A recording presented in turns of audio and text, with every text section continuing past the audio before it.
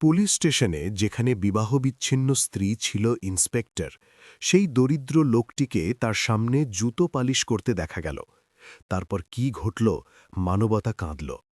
বন্ধুরা, ঠিক সকাল 9:30টায় পুলিশ স্টেশনটি তার দৈনন্দিন রুটিনের শব্দে ডুবে গেল।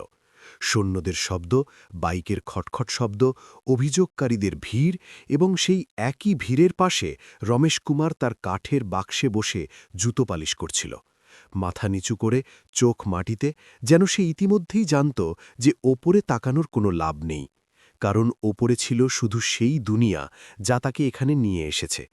রমেশ এখানে গত 3 মাস ধরে বসে আছে, কোনো লিখিত অনুমতি ছাড়া, শুধু একটা নীরব সমঝোতায় বিশ্বাস করে যে সে কারো পথে বাধা দেবে না, কারো সাথে তর্ক করবে না, এবং প্রত্যেকবার সৈন্য দেখলে মাথা আরও নিচু করে ফেলবে। তার হাত ব্রাশ করার অভ্যেসে ছিল, কিন্তু তার মন অন্যত্র ছিল। আজ তাকে ভাড়া দিতে হবে। আজ সে বাড়ি থেকে চা খেয়েও আসেনি, এবং এই সকালে সে তার ছেলেকে খুব মিস করছিল, সেই ছেলেকে যাকে সে সপ্তাহ ধরে দেখতে পারেনি। তারপর হঠাৎ গেটের ভিতরে একটা হইচই পড়ল। একটা সরকারি জিপ এসে থামল। সাইরেনটা বন্ধ হল না। ড্রাইভার দরজা খুলল এবং 2জন সৈন্য সোজা হয়ে দাঁড়াল। রমেশ সাধারণত ওপরে তাকাত, কারণ এমন অনুষ্ঠানে বেশিরভাগ অফিসারের জুতো ভালো হয়, এবং ভালো জুতো মানে আরও পালিশ। কিন্তু যেই তার চোখ জুতোর ওপরে গেল, তার হাত থেকে ব্রাশটা পড়ে গেল। খাকি ইউনিফর্ম, কাঁধে 3টে তারা, সোজা বাঁকা পায়ের ধাপ, এবং তারপর সেই মুখ। রমেশ তৎক্ষণাৎ নিচে তাকাল, যেন সে অপরাধ করেছে, যেন ওপরে তাকানো তার পক্ষে অসম্ভব। কিন্তু সে চিহ্নিত হয়ে গেছে, এমন গভীর চিহ্ন যা চোখ বন্ধ করলেও যায় না। সেই মুখ ছিল কবিতা শর্মার, সেই একই মহিলা যিনি একসময় তার স্ত্রী ছিলেন এবং আজ এই পুলিশ স্টেশনে সাব ইন্সপেক্টর। কবিতাও থামল, খুব বেশি না, শুধু মনটাকে পুরোপুরি চিহ্নিত করার জন্য যতটা দরকার। তার চোখ প্রথমে বাক্সের দিকে গেল, তারপর বাঁকা কাঁধের দিকে, তারপর সেই হাতগুলো যা ব্রাশ তুলতে চেষ্টা করছিল এবং কাঁপছিল।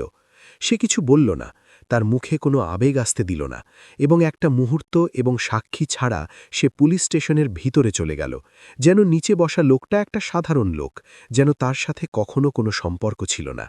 রমেশের শ্বাস থেমে গেল। সে কয়েক সেকেন্ড সেখানে বসে রইল, হাতে ব্রাশ, সামনে জুতো, কিন্তু মনটা খালি। তারপর সে জোর করে ব্রাশ করতে শুরু করল, দরকারের চেয়ে জোরে, যেন সে জুতো নয়, তার ভিতরের ভয়টা ঘষছিল। এবং যখন সামনে দাঁড়ানো লোকটা টাকা থামালো, সে সেটা গুনল না, শুধু বাক্সে রাখল। কিছুক্ষণ পর একটা সৈন্য বাইরে এলো। হেই, তুমি! সে রমেশের দিকে আঙুল তাক করে। এখানে আসো। রমেশের পেটটা সংকুচিত হয়ে গেল। কেন, স্যার? কণ্ঠটা নরম হয়ে গেল। ভিতরে আসো, সৈন্যটা বলল। ম্যাডাম ডাকছে। সে বাক্সের দিকে তাকালো, তারপর সৈন্যের দিকে। সৈন্যটা মাথা নাড়ল এবং বলল, এখানে রেখে দাও। এবং রমেশ উঠে দাঁড়াল, হাঁটুতে একটা সামান্য কাঁপুনি নিয়ে, যেন সে শুধু মাটি থেকে নয়, তার জায়গা থেকেও উঠছে। পুলিশ স্টেশনের ভিতরের বাতাস বাইরের থেকে আলাদা, ভারী, বন্ধ এবং প্রশ্নে ভরা। তাকে একটা রুমে নিয়ে যাওয়া হলো, যেখানে সেই একই ইউনিফর্ম টেবিলের পিছনে বসে, সেই একই মুখ, সেই একই শক্তি। দেওয়ালে ঝুলছে নিয়মের লিস্ট, টেবিলে ফাইল, এবং মাঝখানে সে দাঁড়িয়ে, চেয়ার ছাড়া। নাম? কবিতা উপরে না তাকিয়ে জিজ্ঞাসা করল। রমেশ কুমার, সে উত্তর দিল। কলমটা একটা মুহূর্তের জন্য থামল, তারপর শুরু হলো। এখানে বসা অনুমোদিত? কণ্ঠটা নরম ছিল। না, রমেশ বলল। তাহলে কেন বসেছিলে? সে কয়েক সেকেন্ড ভাবল, তারপর বলল, কাজের জন্য। কবিতা প্রথমবার উপরে তাকাল, সোজা তার দিকে। সেই তাকানো স্ত্রীর নয়, অফিসারের ছিল, ওজন করা, পরীক্ষা করা। এবং রমেশের চোখ নিচু হয়ে গেল, কারণ সেই তাকানোর সামনে সে খুব ছোট লাগছিল। তুমি জানো, কবিতা বলল, পুলিশ স্টেশনের সামনে হাঁটা নিষিদ্ধ? জানি, সে বলল। তাহলে কেন নিয়ম ভাঙলে? তার কোনো পরিষ্কারতা ছিল না। পেটের জন্য, সে ধীরে বলল। রুমে কয়েক মুহূর্ত নীরবতা খেলল, সেই একই নীরবতা যাতে পুরনো সম্পর্কগুলো শব্দ না করে পেরিয়ে যায়। কবিতা ফাইলটা বন্ধ করল, চেয়ার থেকে একটু পিছনে সরল এবং রমেশের দিকে তাকালো, যেন একটা কেস দেখছে। কিন্তু সেই তাকানোর ভিতরে আরও কিছু ছিল। আজ আমরা যেতে পারি, সে বলল, কিন্তু যদি আবার এখানে বসে দেখি তাহলে তদন্ত হবে। রমেশ মাথা নাড়ল। সে ঘুরল, সে দরজার দিকে গেল, এবং যেই সে বাইরে আসতে যাবে, কবিতার কণ্ঠ প্রতিধ্বনিত হল, এবার একটু ধীরে। রমেশ, সে থামল। এখানে বসবে না, সে বলল। ব্যাস, সে বাইরে এলো। সূর্যটা একই ছিল, মাটিটা একই ছিল, বাক্সটা রাখা ছিল, কিন্তু কিছু একটা বদলে গেছে। কিছু যা দৃশ্যমান নয়, শুধু অনুভূত হয়। এবং সে বাক্সটা তুলে নেওয়ার আগে একটা মুহূর্ত থামল, কারণ প্রথমবার সে অনুভব করল যে সে শুধু পুলিশ স্টেশনের সামনে দাঁড়িয়ে নয়, সে তার সমস্ত অতীতের সামনে দাঁড়িয়ে। সে মাথা তুলল এবং তার সামনে সেই একই মুখ যা তার নিজের ছিল, কিন্তু এবার সেই মুখ কাগজে নয়, স্মৃতিতে ছিল। এবং স্মৃতির কোনো পুলিশ স্টেশন নেই যেখানে নিয়ম কঠোর, সেখানে শুধু যা চলে, যার হৃদয় সহ্য করেছে। এবং রমেশ সেই একই মুখ দেখতে দেখতে হঠাৎ 7 বছর পিছনে চলে গেল। সেই সময় যখন কবিতা শর্মা এমন ইউনিফর্মে ছিল না, কিন্তু হালকা নীল স্যুটে সে তার সামনে বসেছিল এবং অভিযোগ করছিল যে চায়ের চিনি কম। তাদের বিয়ে ফিল্মি গল্প ছিল না, না কোনো শক্ত প্রেম, না বাড়ি থেকে পালানো, শুধু দুটো পরিবারের সম্মতি, একটা সাধারণ বিয়ে। এবং রমেশের মায়ের চোখে এই বিশ্বাস যে ছেলেটা সৎ, কিন্তু অবস্থা একটু দুর্বল, এবং কবিতার বাবার এই বিশ্বাস যে মেয়েটা শিক্ষিত, কাজ করবে, বাড়ি নিজে চলবে। সেই সময় কেউ ভাবেনি যে দুজনের মধ্যে সবচেয়ে বড় পার্থক্য টাকা নয়, স্বপ্নের দিক। প্রথম দিনগুলো ঠিকঠাক ছিল। রমেশ সকালে প্রাইভেট গুদামে কাজে যেত, সন্ধ্যায় ফিরে সবজি নিয়ে আসত। কবিতা বিএডের প্রস্তুতি নিত এবং রাতে ছাদে বসত এবং ভবিষ্যতের কথা বলত। কবিতা বলত যে সে পুলিশে যেতে চায়, সে ইউনিফর্ম পরতে চায়, সে কিছু হতে চায়। এবং রমেশ হাসত এবং প্রত্যেকবার বলত, তুমি হবে, আমি আছি। কিন্তু তার আমি আছি আমার আরও সাহস ছিল, কম শক্তি। ধীরে ধীরে জীবন তার প্রশ্ন দেখাতে শুরু করল। গুদামের কাজ ছেড়ে গেল, কবিতা নতুন কাজ পেল, কিন্তু কম টাকায়। তারপর সেও ছেড়ে দিল। ভাড়া বাড়ল। কবিতার প্রস্তুতির খরচ বাড়ল এবং বাড়ির কথাবার্তা এখন স্বপ্নের নয়, হিসাবের। কবিতা ক্লান্ত ছিল, শুধু কাজ থেকে নয়, অপেক্ষা থেকে। এবং রমেশ প্রত্যেকদিন প্রমাণ করার চেষ্টা করত যে অবস্থা স্থায়ী, কিন্তু অবস্থা তার কথা শুনতে প্রস্তুত ছিল না। প্রথম বড় ঝগড়া ঘটল যখন কবিতা তার প্রিলিমস হারাল। রমেশ খুশি ছিল, কিন্তু তার খুশিতে ভয় ছিল, এখন খরচ বাড়বে। এবং কবিতা অনুভব করল যে তার সাফল্যেও রমেশের চোখ চিন্তা খুঁজছে। সেই দিন কবিতা প্রথমবার বলল, তোমার আমার এগিয়ে যাওয়াই সমস্যা। এবং রমেশ প্রথমবার অনুভব করল যে তার উত্তর দেওয়ার শব্দ নেই, শুধু অসহায়তা। দিনগুলো কাটল, কবিতার প্রস্তুতি এগিয়ে চলল। রমেশের জীবন পিছিয়ে রইল, বাড়ির কথাবার্তা কম, অভিযোগ বাড়ল, এবং যে কথাগুলো আগে ধীরে বলা হতো এখন সোজা বলা হলো। কবিতা অনুভব করল যে রমেশ তার উড়ানের বোঝা, এবং রমেশ অনুভব করল যে কবিতা এখন তার সাথে নেই, সে পথের বাধা বুঝতে শুরু করেছে। যখন কবিতা সিলেক্ট হল এবং সাব ইন্সপেক্টরের ট্রেনিংয়ের জন্য ডাকা হল, সেই দিন বাড়িতে মিষ্টি এলো, প্রতিবেশীরা অভিনন্দন জানাতে এলো। কিন্তু সেই রাতে প্রথমবার কবিতা স্পষ্ট বলল, আমি এমন করে থাকতে পারি না। এবং রমেশ প্রথমবার স্বীকার করল যে চাইলেও সে তাকে সেই জীবন দিতে পারবে না যা সে প্রাপ্য। ডিভোর্স একদিনে সিদ্ধান্ত হয়নি। সেই অনেক মাসের নীরবতা, অনেক অসম্পূর্ণ আলোচনা এবং অনেক নিদ্রাহীন রাত এলো যখন দুজন আদালতে মুখোমুখি বসে। রমেশ কবিতাকে শেষবার বলল, আমি কখনো তোমার খারাপ চাইনি। এবং কবিতা তার দিকে না তাকিয়ে উত্তর দিল, আমি খারাপ চাই না, আমি ভালো চেয়েছিলাম। এবং সেই একই বাক্য কোথাও রমেশের ভিতরে রয়ে গেল। ডিভোর্সের পর রমেশ শহর বদলাতে থাকল, কাজ বদলাতে থাকল, এবং প্রত্যেক বদলের সাথে সে একটু একটু করে ভেঙে যেত। সে কখনো কবিতার বিরুদ্ধে খারাপ বলেনি, কাউকে অভিযোগ করেনি, কারণ সে অনুভব করত যে সে হেরেছে, এবং হারা লোকেরা প্রায়শই নীরব থাকে। এবং এখন বছর পরে সেই একই কবিতা তার সামনে ইন্সপেক্টর হয়ে দাঁড়িয়ে। বর্তমানে ফিরে এসে রমেশ অনুভব করল যে তার হাত এখনও কাঁপছে। এবং পুলিশ স্টেশনের বাইরে দাঁড়িয়ে সে সিদ্ধান্ত নিতে পারছিল না যে সে সেখান থেকে যাবে কি আবার বসবে, কারণ সে এখন নিয়ম জানে এবং চোখও। কিছুক্ষণ পর সে ধীরে ধীরে এগিয়ে গেল পুলিশ স্টেশন থেকে দূরে, পিছনে না তাকিয়ে, কারণ কিছু সম্পর্ক পিছনে তাকিয়ে আবার সামনে দাঁড়িয়ে যায়। সেখানে পুলিশ স্টেশনের ভিতরে কবিতা তার চেয়ারে বসে। ফাইলগুলো ছিল, কাজ ছিল, কিন্তু মন কোথাও অন্যত্র। সে নিজেকে জিজ্ঞাসা করেনি যে রমেশ কিভাবে এখানে পৌঁছেছে, বরং জিজ্ঞাসা করল কেন সে সেখানে পৌঁছেছে। এবং এই প্রশ্ন কোনো কেসের নয়। সেটা তার নিজের সিদ্ধান্তের, যা সে কখনো আবার দেখেনি। কবিতা জানালা দিয়ে বাইরে তাকালো। সেই লোকটা আর সেখানে বসে নেই, এবং প্রথমবার সে বুঝল যে কিছু জিনিস নিয়মের বাইরে দেখা যায়। কবিতা ফাইলটা বন্ধ করল এবং তাকে প্রথমবার মানুষের মতো দেখল। কিন্তু মানুষের মতো দেখা এবং মানুষের জন্য কিছু করতে পারা, দুটোর মধ্যে সমস্ত সিস্টেম দাঁড়িয়ে, এবং কবিতা সেই সিস্টেমের অংশ। ইউনিফর্ম পরে সে নিয়মে বাঁধা, তাই সে ফাইলটা বন্ধ করল, কিন্তু মনটা খুলতে পারল না। এবং সেখানে রমেশ স্টেশন থেকে বাইরে রাস্তায় হাঁটল, না বুঝে যে তার ভিতরের বোঝা স্টেশনে রয়ে গেছে কি তার সাথে হাঁটছে। স্টেশন থেকে একটু দূরে গিয়ে রমেশ থামল।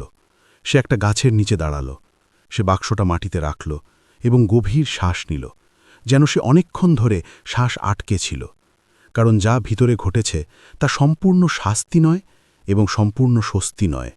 সেটা শুধু একটা অসম্পূর্ণ হিসাব, যা তার ভিতরের পুরনো ফাঁকগুলো আবার খুলে দিয়েছে। সে মনে করল যে ডিভোর্সের পর সে অনেকবার ভেবেছে যে সে কখনো কবিতার সামনে আসবে না, সে সেই সময়ের স্মৃতিকে কখনো ছোবে না। কিন্তু জীবন তাকে সেই স্টেশনের সামনে দাঁড় করিয়ে দিয়েছে, যেখানে সে প্রত্যেক দিন তার পুরনো ইউনিফর্ম পরে ডিউটিতে আসত। ডিভোর্সের পর রমেশ প্রথমে তার কাজ হারাল, তারপর রুম, তারপর শহর, এবং প্রত্যেকবার যখন সে ভাবত যে এর চেয়ে খারাপ কিছু হতে পারে না, জীবন তাকে আরও একটু খারাপ দেখাত। সে লেবারার হিসেবে কাজ করল, ধাবায় থালা ধুলো, কনস্ট্রাকশন সাইটে ইট তুলল, কিন্তু শরীর তাকে ছেড়ে দিল এবং কাজও ছেড়ে গেল, যেন অবস্থা তাকে থাকতে দেওয়ার সিদ্ধান্ত নেয় না। এবং শেষে শুধু সেই কাজ রয়ে গেল যাতে তাকে বসে ঝুঁকে থাকতে হয়, জুতো পালিশ করা।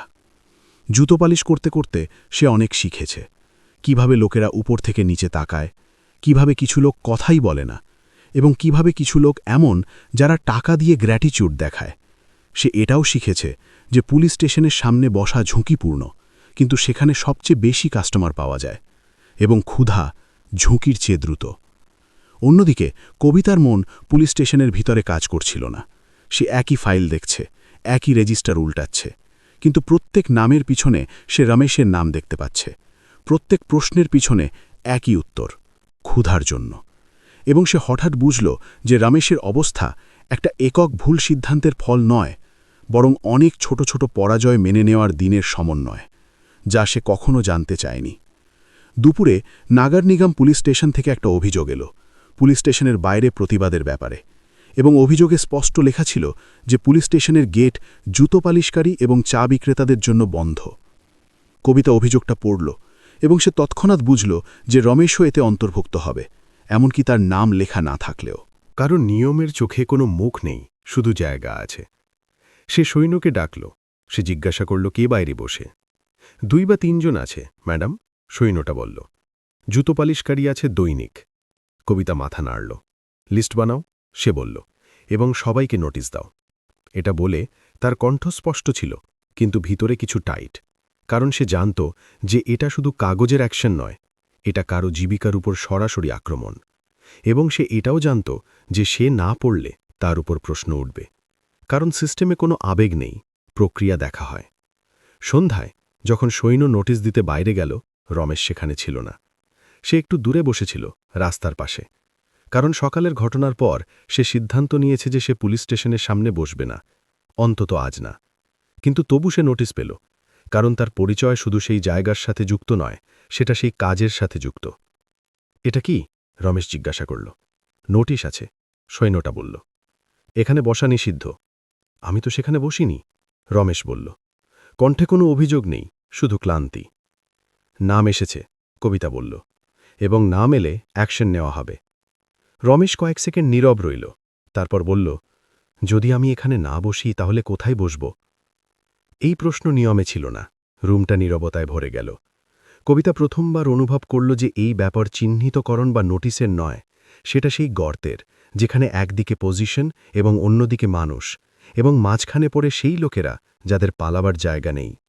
সে কাগজটা টেবিলে রাখল, রমেশের দিকে তাকালো এবং সেই মুহূর্তে সে স্পষ্ট দেখল যে তার সামনে কোনো অপরাধী দাঁড়িয়ে নেই। কিন্তু একটা লোক যে অবস্থাকে শাস্তি দেয় সে দাঁড়িয়ে। সে ইন্সপেক্টর ছিল এবং তার অতীত তার সামনে দাঁড়িয়ে। কবিতার চেয়ার একটু পিছনে সরল, যেন শরীর নয় মনের জায়গা দরকার, কারণ তার সামনে দাঁড়ানো রমেশ কোনো কেস নয়, না কোনো ফাইল নম্বর, না কোনো নম্বর। কিন্তু সেই লোক যার সাথে সে কখনো একই রুমে স্বপ্ন দেখেছে, এবং আজ সেই একই লোকের জীবন একটা নোটিসের নিচে কাঁপছে। এবং এই সংঘর্ষ এত সাধারণ যে তার থেকে চোখ চুরি করা এখন একটা সিদ্ধান্ত হয়ে গেছে। রমেশ, কবিতা বলল, প্রথমবার ডিউটির কঠোরতা ছাড়া।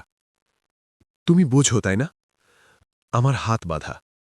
এবং এটা বলতে বলতে সে প্রথমবার অনুভব করল যে ইউনিফর্ম শুধু শক্তি দেয় না, কখনো সেটা সবচেয়ে ভারী শিকলও হয়ে যায়।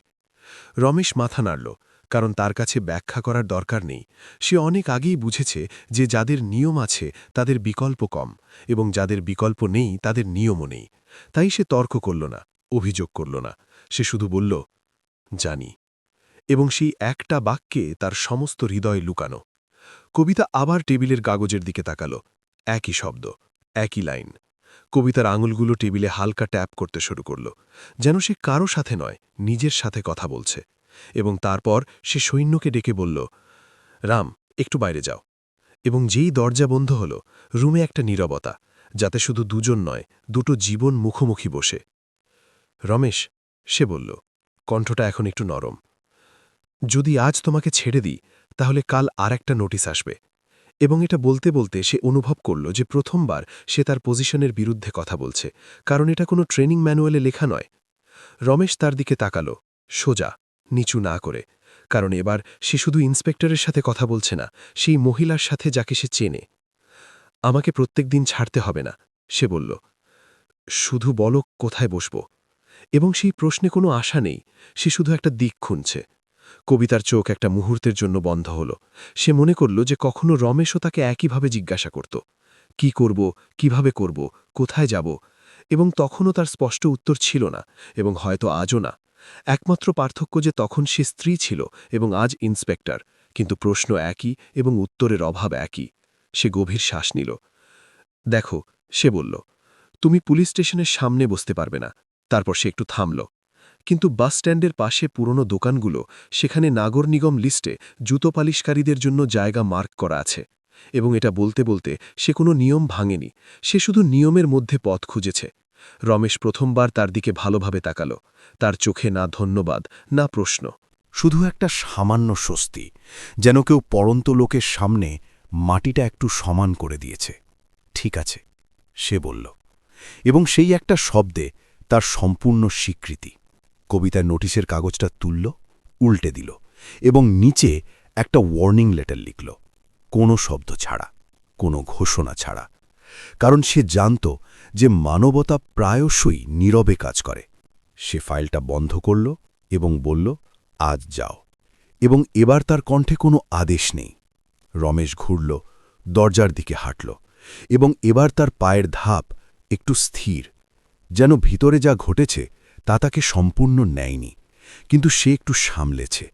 এবং যেই সে বাইরে আসতে যাবে, কবিতার কণ্ঠ খুব সাধারণ, খুব মানুষী। রমেশ, সে থামল। খেয়াল রেখো, সে বলল। আর কোনো শব্দ নেই, কোনো অতীত নেই, কোনো ভবিষ্যৎ নেই। ব্যাস। সে বাইরে গেল এবং কবিতা চেয়ারে বসে ভাবছে আজ সে কি করেছে। সে তার ডিউটির সাথে ন্যায় করেছে কি তার মানবতার সাথে? এবং সে বুঝল যে এই প্রশ্নের কোনো স্পষ্ট উত্তর নেই। সেটা শুধু বোঝা, যা মানুষ প্রত্যেক দিন তার সাথে বাড়ি নিয়ে যায়। অন্ধকার হচ্ছে, পুলিশ স্টেশনের বাইরে ভিড় কম, এবং কবিতা জানালা দিয়ে দেখল যে রমেশ রাস্তা পার হচ্ছে। তার কাঁধে সেই একই পুরনো ক্লান্তি, কিন্তু আজ তাতে একটু দিক আছে। এবং সেই দৃশ্য তার ভিতরে কিছু খুব ধীরে ভেঙে দিল, শব্দ না করে। সে ফাইলগুলো সংগ্রহ করল, লাইট বন্ধ করল, এবং পুলিশ স্টেশন থেকে বাইরে এলো। সেই একই ইউনিফর্ম, সেই একই স্ট্যাটাস, কিন্তু ভিতরে এমন একটা প্রশ্ন যা ডিউটি শেষ হলেও যায় না। কবিতা কাগজে সাইন করল এবং রমেশের জীবনের পথ বদলে গেল। পথ বদলে গেছে, গন্তব্য নয়। কিন্তু কখনো একটা মানুষের শুধু আশ্বাস দরকার যে সে ভুল দিকে যাচ্ছে না। রমেশ সেই সন্ধ্যায় বাসস্ট্যান্ডের দিকে যাচ্ছে এবং অনুভব করছে যে আজ প্রথমবার কেউ তাকে তাড়িয়ে দেয়নি, কিন্তু বলেছে কোথায় যেতে। এবং এটা কোনো ফেভার নয়, সেটা শুধু মানবতার একটা ছোট ছোঁয়া। বাসস্ট্যান্ডের কাছে পুরনো দোকানের সারি ছিল, ভাঙা দেওয়াল, অর্ধবন্ধ শাটার। কর্নারে বসা জুতো পালিশকারী মাথা নাড়ল এবং তাকে জায়গা দিল। রমেশ বাক্সটা রাখল, একটা মুহূর্ত থামল এবং বসল। প্রথমবার সে অনুভব করল না যে সে কারোর থেকে লুকোচ্ছে। সন্ধ্যা পর্যন্ত কিছু কাস্টমার এলো, কেউ ঠিকমতো টাকা দিল, কেউ দেখল না। কিন্তু আজ রমেশের মনে একটা বিরতি ছিল। যখন সে রাতে তার রুমে ফিরল, তার পায়ের ধাপে কোনো সংগ্রাম ছিল না। অন্যদিকে কবিতা বাড়ি পৌঁছল, ইউনিফর্ম খুলল এবং আয়নায় নিজেকে দেখল। একই মুখ, একই চোখ, কিন্তু আজ সেটা ডিউটির ক্লান্তি নয়, সেটা সিদ্ধান্ত। সে বুঝল যে সে রমেশকে সাহায্য করেনি, সে শুধু তাকে ভাঙতে থামিয়েছে। সেই একই প্রশ্ন তার মনে সারা রাত ঘুরতে থাকল। যদি আমি এখানে না বসি তাহলে কোথায় বসব? এবং সে বুঝল যে এই প্রশ্ন শুধু রমেশের নয়, সেটা সবার, যাদের কোনো আদালত নেই, শুধু রাস্তা আছে। পরের দিন পুলিশ স্টেশনের সামনের সেই জায়গা খালি ছিল। নিয়ম জায়গায় ছিল, কিন্তু কাউকে চাপিয়ে না দিয়ে এটা ভেবে সে শান্তি পেল। দিনগুলো কাটল। রমেশ শুধু স্ট্যান্ডে বসতে শুরু করল। কাজ কম, ভয়ও কম। 1 সপ্তাহ পর কবিতার গাড়ি সেখান থেকে পাস করল। চোখ মিলল, কোনো ইশারা নেই, শুধু চেনা। দুজন নিজের পথে গেল। সেই সন্ধ্যায় রমেশ সবজি কিনল এবং ভাবল যে হয়তো পরের সপ্তাহে সে তার ছেলেকে দেখতে পারবে। কবিতা ফাইল সংগ্রহ করতে করতে অনুভব করল যে সে কাউকে তার পজিশন থেকে নয়, তার উপস্থিতি থেকে দেখেছে। জীবন আবার শুরু হল। লোকেরা আসতে থাকল, কেস তৈরি হল। নিয়ম জায়গায় ছিল, কিন্তু সেই দিনের পর যখনই একটা শক্ত লোক দেখা যেত, কবিতার চোখ থামত এবং রমেশ মনে করত যে কোথাও কেউ তাকে শুধু নিচে বসে দেখেনি। এবং হয়তো এর জন্য সেই গল্পে কেউ চিৎকার করেনি, কেউ কাঁদেনি, কিন্তু যে অনুভব করেছে সে জানে সেই দিন মানবতা নীরবে দাঁড়িয়েছিল এবং সেটা খুব ধীরে কাঁদছিল। বন্ধুরা, কিছু সম্পর্ক কাগজে শেষ হয়, কিন্তু পরিস্থিতিতে বেঁচে থাকে। এবং এই গল্প আমাদের বলে যে একটা মানুষের আসল পরিচয় তার পজিশন থেকে নয়, সেটা সেই মুহূর্ত থেকে যখন একটা দুর্বল লোক তার সামনে দাঁড়ায়। কারণ নিয়ম সবার জন্য একই, কিন্তু মানবতার সিদ্ধান্ত সবাইকে নিতে হয়। এখন নিজেকে জিজ্ঞাসা করো, যদি কবিতা তোমার জায়গায় থাকত, তুমি কি শুধু নিয়ম দেখতে, না সেই লোককে দেখতে যে অবস্থা হারিয়েছে? এবং যদি তুমি রমেশ হতে, তুমি কি ভেঙে পড়ে চুপ করে থাকতে, না নতুন জায়গা থেকে উঠে দাঁড়ানোর সাহস করতে? তোমার চিন্তা সত্য হৃদয় দিয়ে কমেন্টে লেখো। এবং যদি এই গল্প তোমাকে কোথাও ছুঁয়েছে, তাহলে এটাকে শুধু গল্প ভেবো না, তোমার চারপাশের লোকের জন্য একটা চোখ হিসাবে নাও। এই ভিডিও শেয়ার করো, চ্যানেল সেভ সোসাইটিকে সাবস্ক্রাইব করো এবং আরও এমন সত্যের কাছাকাছি গল্পের জন্য আমাদের সাথে যুক্ত থাকো। আমরা আবার মিলব একটা নতুন গল্প নিয়ে, যা হৃদয় ছোঁয়ে। ততক্ষণ তোমার পরিবারের খেয়াল রেখো, তোমার সম্পর্কগুলো নিরাপদ রেখো। জয় হিন্দ, জয় ভারত।